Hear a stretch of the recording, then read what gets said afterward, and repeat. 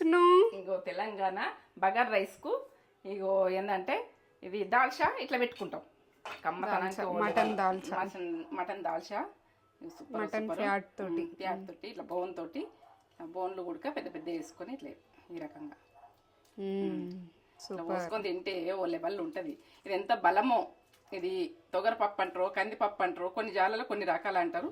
ఇక నేనైతే ఇట్లా చేసిన కమ్మతనానికి అయితే ఓ లెవెల్ టేస్ట్ ఓ లెవెల్. బోన్ వేసి సూపర్, తగ్గేదే లేదు. టేస్ట్ల తగ్గం, దాల్చల తగ్గం. ఈ కమ్మతనం నేత్ర ఛానల్కి అర్జెంట్ వెళ్ళిపోండి. ఈ ప్రాసెస్ ఎట్లా చేసిన అన్నది పక్క చూడుర్రి.